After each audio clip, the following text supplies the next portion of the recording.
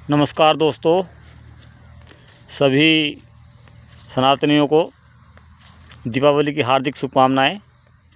ये दीपावली आपके जीवन में अनमोल हो, अमूल्य हो और खुशियां ही खुशियां इस दीपावली पर आपको मिलें। तो दोस्तों, आज के इस शुभ अवसर पर मैं आपसे रूबरू होने आया हूँ। रूबरू तो समझते हैं आप लोग, फेस टू फेस। अब क्या करें, कुछ शब्द ऐसे हैं जिन शब्दों को आम जनता हिंदी में नहीं समझ पाती है, तो उन्हीं शब्दों का प्रयोग करना पड़ता है जो आम प्रचलन में हमारे क्षेत्र में होते हैं, या हमारे नॉलेज में जो आम प्रचलन वाले शब्द हैं उन्हीं का इस्तेमाल करना पड़ता है। तो बात हो रही है मिलने मिलाने की। दोस्तों, ये समय ऐसा चल रहा है कि एक दूसरे के सहयोग की सभी को आवश्यकता है। अगर हम एक दूसरे का सहयोग करके आगे बढ़ेंगे तो गारंटी के साथ हम सफल होंगे।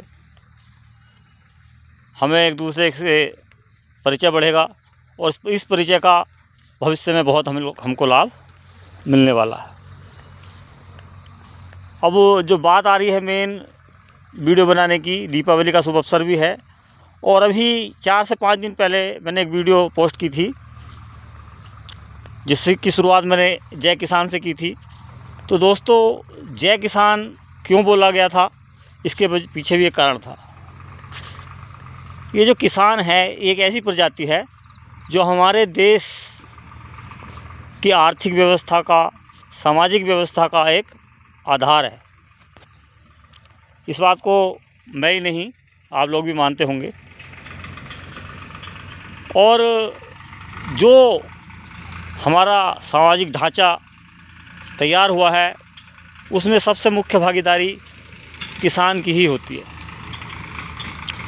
अब जय जवान भी बोला जाता है, तो जवान जितने भी हैं सब कहीं ना कहीं किसी न किसी किसान के रिलेशन में हैं, पुत्र हैं, पुत्रियां हैं और दूसरे रिश्तों में हैं। तो कुल मिला के किसान ही उनका भी आधार है और किसान ही है जिसकी वजह से देश में आज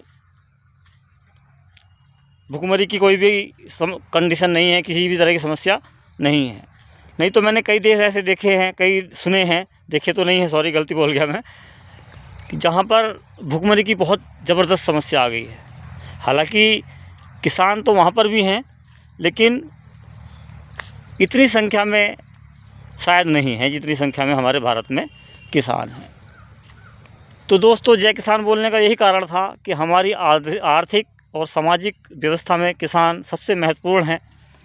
तो किसानों का थोड़ा सा ध्यान आप लोगों को भी रखना है, क्योंकि किसान कभी कभी परेशान हो जाता है पैसे की तरफ से।